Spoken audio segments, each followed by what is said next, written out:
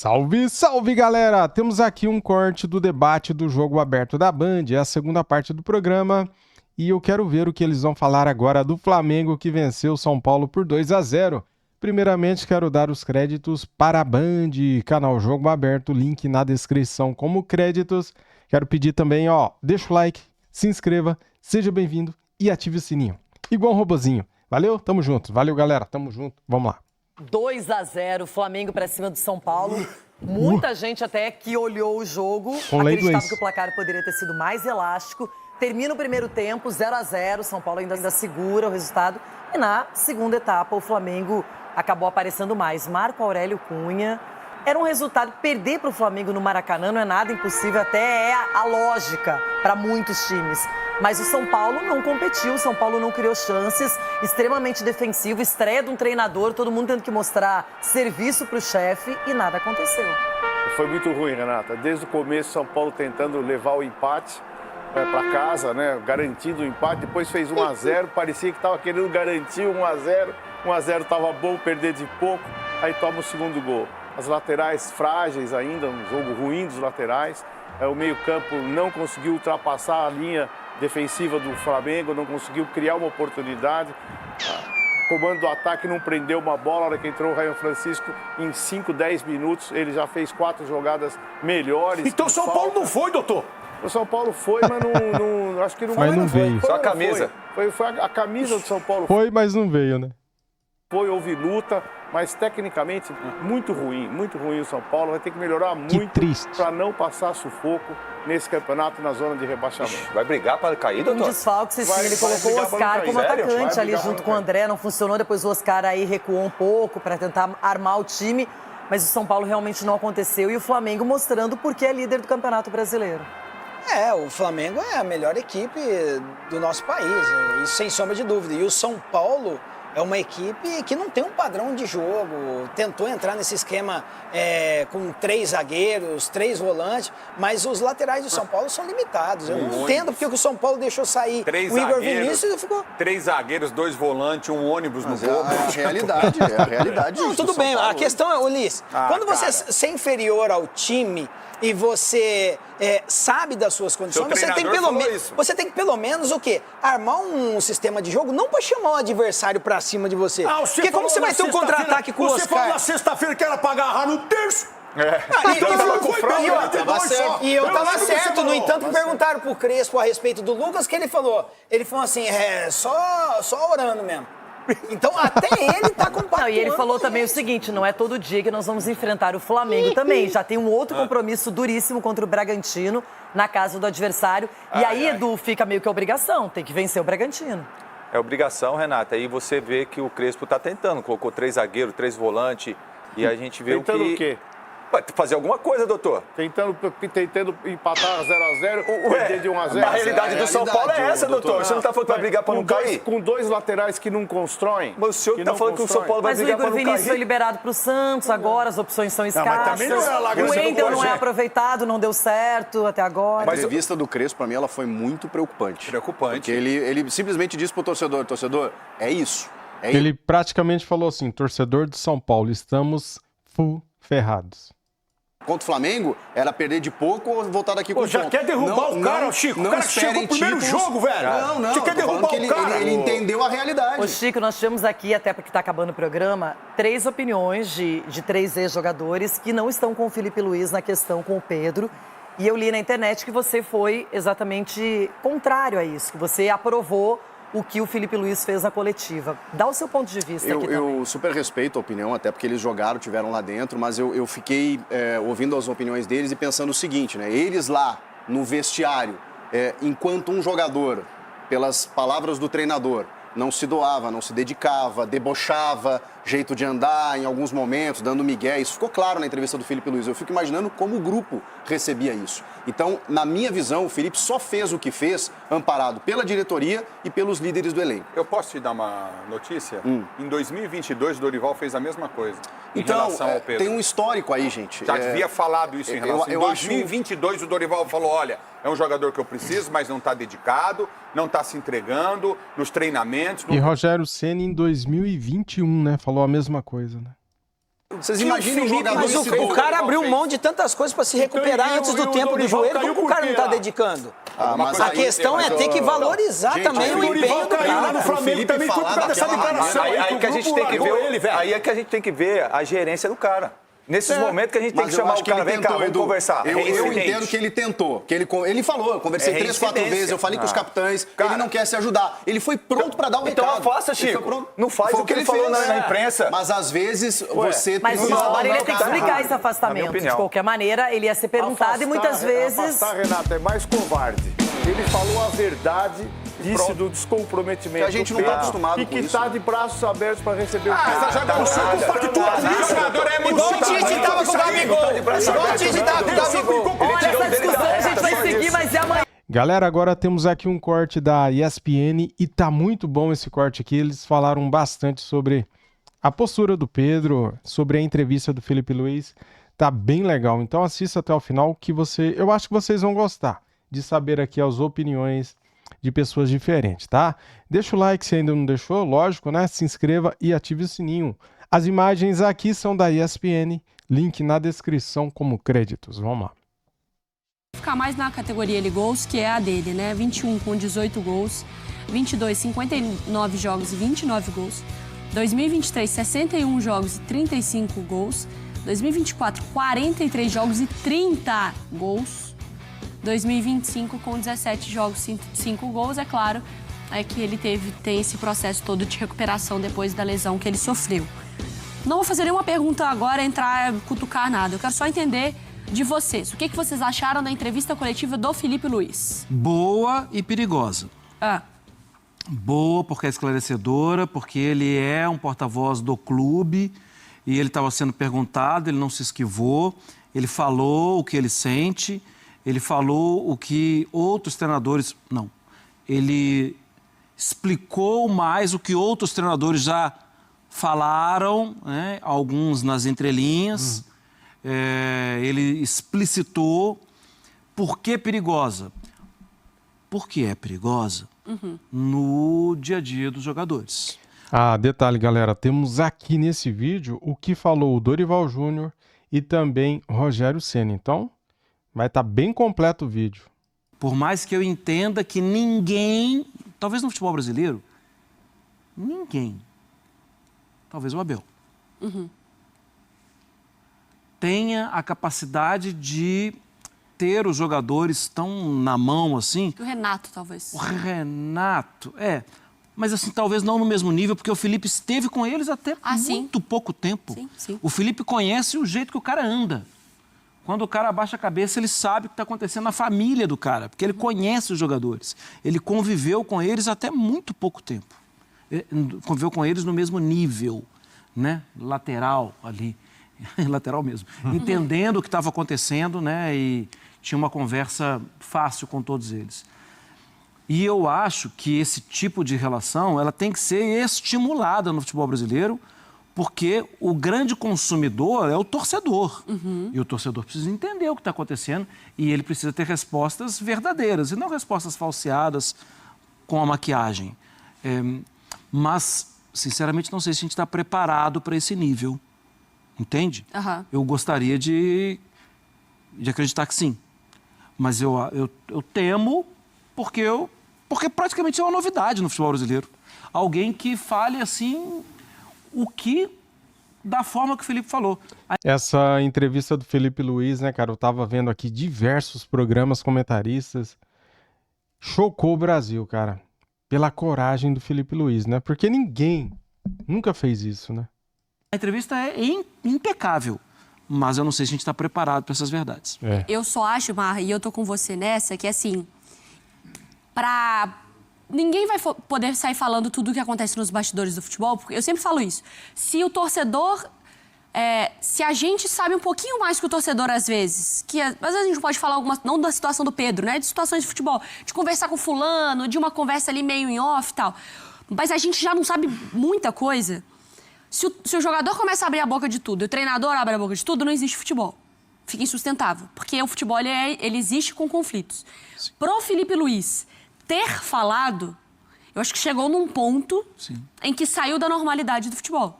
Porque no dia a dia, O que mais tem dentro de vários elencos é jogador que briga com o treinador, que um não fala com o outro, que o outro não se dá bem com o outro, que fulano se extrapolou. E ele sabia que poderia sair. Aham. Porque a atitude dele não é uma atitude de passar pano. Ele não convoca o jogador. Aham. Então isso vai ter pergunta. Vai perguntar. Vão perguntar sobre isso. E você, Breiler, o que você achou?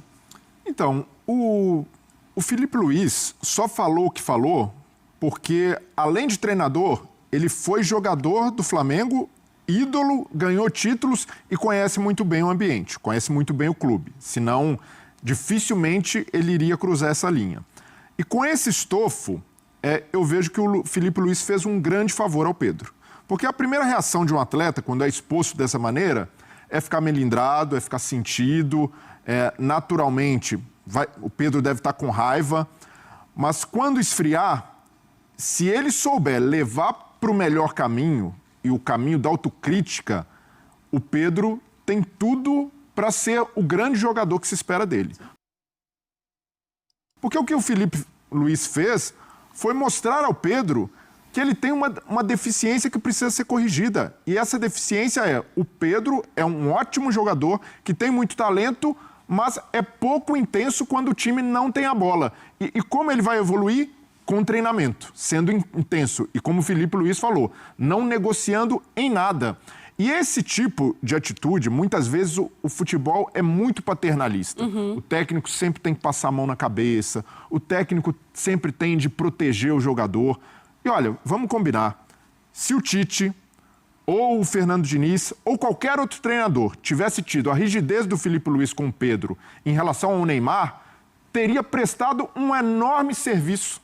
Cara, concordo 100%, cara. O Neymar, ele foi muito mimado, né? Todo mundo passou a mão na cabeça dele a vida toda, né? Um enorme serviço, porque talvez em muitos momentos da carreira, um atleta, ainda mais quando tem talento, quando é uma grande estrela, ele prefere não ouvir ninguém, ele precisa ser sacolejado. Ele precisa de um chacoalhão e foi isso que o Filipe Luís fez com o Pedro. Então, se ele levar por esse lado, se ele tiver um mínimo ali de autocrítica, as pessoas no entorno do Pedro não ficarem instigando, colocando lenha na fogueira, mas sim falando, olha, escuta o que ele falou, tenta seguir por esse caminho, dá uma chance não ao treinador, mas a você mesmo, eu tenho certeza que o Pedro vai alcançar o que boa parte do público de futebol que acompanha a carreira dele espera, que o Pedro seja o 9 da seleção. E só não é por essa deficiência. Olha, na comparação do Pedro com os caras que pleiteiam ser o centroavante da seleção, o Pedro tem mais faro de gol e talento com a bola que a maioria deles. Mas o Pedro não tem a intensidade desses caras, principalmente os que vão jogar na Europa. E o Pedro bateu na Europa e voltou muito por causa dessa atitude em campo, que o talento com a bola ninguém nega, mas o comportamento sem só vai evoluir se ele seguir o conselho do Filipe Luís. Vamos ouvir outros trechos que agora foram retomados também, de outros treinadores que agora, o que às vezes passou batido, agora salta mais aos olhos. Vamos lá. Olha aí. Fico triste. Acho desrespeitoso, não só comigo, mas também com o atleta que vai entrar, com o clube, enfim. Pedro, eu acho que também, e não é muito da característica do Pedro, o Pedro é um bom menino, sabe? Ele é muito bom garoto. Eu acho que esse negócio de seleção, convocação, também mexe um pouco com a cabeça dele. Eu prefiro levar por esse lado. Acho uma cena lamentável, que não cabe mais no futebol de hoje. Você vê que ele voltou de Covid, o Muniz fez 2 gols no jogo passado, ele teve a oportunidade de começar jogando. Não acho uma atitude correta, sabe? Acho feio. Mas eu entendo que a cabeça dele possa estar embaralhada um pouco com essa convocação, não poder ir para a seleção. Eu chamei o Pedro e conversei com ele. Eu falava que um jogador do nível dele não podia estar no momento em que ele estava, vivendo o que ele vinha vivendo. E muito em razão também do desleixo que ele estava tendo, porque ele se entregou de tal maneira que ele não participava. O Davi Luiz falou algo semelhante ao que você acabou de dizer a respeito do Pedro. Exatamente. Eu falei para ele que ele se preocupasse e se preparasse um pouco mais, se ele quisesse jogar. Porque eu confiava nele e sabia que ele poderia nos entregar muito mais do que ele vinha entregando. Acabou na Copa do Mundo.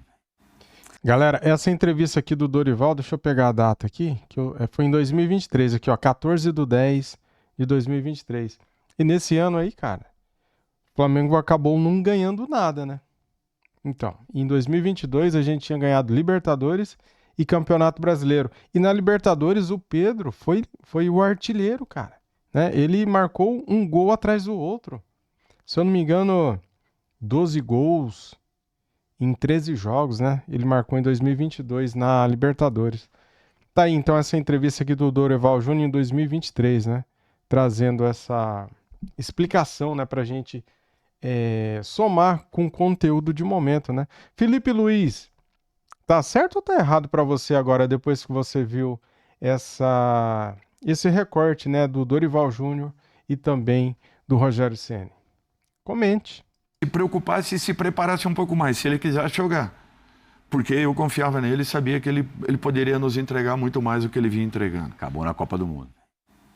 Então, a gente tem esses trechos de treinadores que foram do Flamengo, né, no comando do Flamengo. Tem também aquela entrevista do Davi Luiz, que o próprio Plihal lembra no Bola da Vez, no Entre Aspas, acho que pro GE, né, que ele também fala sobre isso, sobre a competitividade.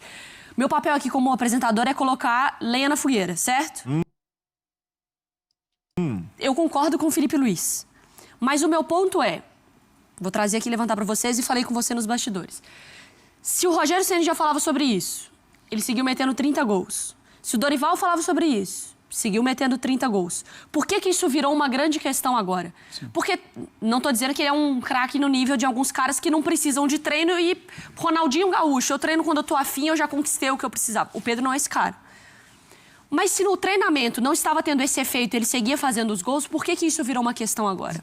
Como timeline, vale lembrar que ele está voltando de uma contusão, né? E aí, ele voltando de uma contusão, ele está atrás dos outros.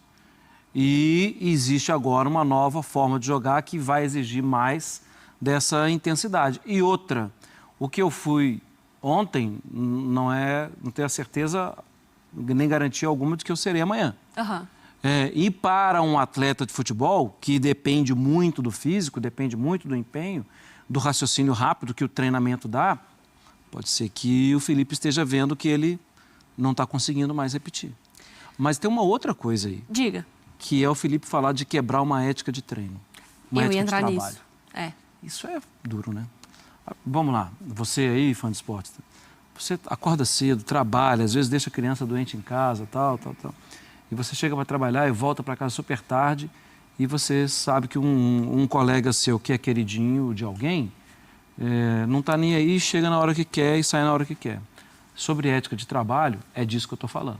Pode ser teu talento que formar. Mas chega uma hora que alguém vai ficar louco para te pegar. E assim, obviamente a gente não colocou isso numa timeline e não sei nem exatamente se foi por isso, mas teve um momento lá com o auxiliar do Sampaoli, né? Lá em BH também a situação da pancada no Pedro. Aí é um exagero. E aí perde toda a razão. Estou dizendo o Pedro como personagem com comissão técnica e nessa situação, obviamente, lamentável. Mas se fosse só isso, Mari, o cara ficar bravo quando é substituído, ficar melindrado porque foi pro banco, acho que até um comportamento que o técnico consegue levar. Porque ele sabe que mexe com a vaidade. Talvez até goste. Então o cara tá afim de jogar. Mas o problema principal no caso do Pedro com o Felipe Luiz é a baixa intensidade. E aí o torcedor enxerga no campo. Porque quando o Felipe Luiz tira o Pedro e coloca o Plata, o torcedor pode falar, o Plata não é o mesmo goleador que o Pedro. Mas o Plata se mata em cada jogada em que o Flamengo não tem a bola. Mas ele não vai entregar os 30 gols do Pedro. E no fim do ano, que vai ganhar o campeonato é quem fez mais gols. Mas aí o Felipe Luiz olha para o lado e vê um Luiz Araújo, que talvez não tenha o mesmo talento do Pedro, e marca gols, mas volta toda hora para marcar o lateral também. Então, ele percebe que tem um ótimo elenco nas mãos e que tem jogadores dispostos a fazer o que ele pretende para a equipe. Mas aí não é característica do jogador? Eu tô aqui levantando, tá, gente? Sim. O Pedro, pelo tamanho, pelo aporte físico, ele não vai ser o cara, às vezes, para pressão. Não vai ser o Harry Kane que vai fazer a pressão. Não vai ser o, sei lá, vou pegar aquele Lewandowski que vai fazer características de camisa 9. São características diferentes. Mas até esses caras são forjados e têm capacidade de melhorar. O Haaland no Manchester City não evoluiu com o Guardiola, sem a bola. O Guardiola cobrou. E pode ser que ainda não seja perfeito nesse aspecto, mas já houve ali um trabalho nesse sentido. O Harry Kane, a gente viu contra o Flamengo no Mundial, voltando para marcar, dando carrinho, e é o Harry Kane, um dos maiores centroavantes do mundo. Por que o Pedro também não pode fazer isso? Então eu vejo que o Felipe Luiz tenta tirar enfim, o Pedro dessa zona de conforto. Porque para o cara que tem talento, tem faro de gol, é muito confortável ficar ali. Não, eu me garanto lá na frente. Mas hoje, o futebol não permite mais o atleta que tenha só esse perfil, que é o cara goleador que fica dentro da área. Ele precisa fazer mais. E só vai evoluir se ele abraçar essa ideia nos treinamentos. Se não, o cara fala, não, deixa lá que no jogo eu faço meus golzinhos, não vai se garantir dessa maneira. E eu vejo que o Felipe Luiz, ele soube também ter um bom timing para fazer esse desabafo. Porque o Flamengo venceu depois de uma escolha que ele bancou, e o Flamengo vem num bom momento. O Flamengo é líder com o melhor ataque e a melhor defesa do Campeonato Brasileiro. E o principal, os torcedores rubro-negros que acompanharam o Mundial perceberam, as grandes equipes, todos os atacantes jogam numa rotação alta. No PSG, no Chelsea, que foi o campeão. Então, até essa percepção do que é no futebol do exterior ajuda também a reforçar o argumento do Felipe Luiz sobre o Pedro. Vamos só voltar com o Rodrigo. Tá aí, galera. Cara, eu estou aqui puxando pela memória o seguinte, alguns acontecimentos, né, que teve aí nesse período, né? O José Botto, no último dia do Flamengo nos Estados Unidos, no Mundial, ele deu uma entrevista para a ESPN Brasil, para o Pedro, se eu não me engano, Pedro Ivo, e ele falou, naquele dia, hein, o dia que o Flamengo estava voltando para o Brasil, ele falou que o Flamengo estaria de olho no mercado em 2 pontas ou em 1 ponta e 1 atacante. Então, assim, e depois que o Felipe Luiz falou também que não é de hoje, que já falou com o Pedro 4 vezes, não é de hoje, galera. Isso daí já vem acontecendo há tempos, né? E lá nos Estados Unidos já estava acontecendo isso. Tanto é que o Pedro nem entra contra o Bayern de Munique, ele fica no banco. O Flamengo perdendo o jogo e o Pedro ficou no banco. Então, isso já vinha acontecendo lá nos Estados Unidos, né? Essa coisa aí do Pedro não tá treinando bem. E o Botto falou no último dia que quer contratar um atacante, né? Ou 1 ponta. 1 ponta e 1 atacante. E o Pedro bateu e voltou na Europa por quê, né? Porque será, né? Seria coincidência? Ele foi para Fiorentina e voltou. Cara, se você quer jogar bola lá fora, lá exige muito mais do que aqui, cara. Aqui o Pedro jogaria fácil em outro time, né? Só que no Flamengo com o Felipe Luiz, não vai jogar, cara, desse jeito. Felipe Luiz quer entrega, intensidade, quer que o cara se doe no treinamento, quer que o cara honre a camisa, né? Não quer que o cara seja um preguiçoso, né?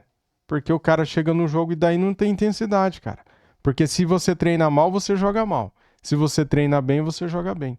Olha só como está jogando bem o Luiz Araújo, como está jogando bem o Gonzalo Plata, o Jorginho, cara, como joga a bola o Jorginho, o Alan voltou a jogar bem. Por quê? Porque no treino ele vai bem. O próprio Felipe Luiz falou isso, né? Se o cara treina mal, joga mal. Então, é isso aí que eu queria falar aqui no final do vídeo. E muito obrigado a todos vocês. Isso aqui é Flamengo. Valeu, galera. Tamo junto. Saudações. Fui.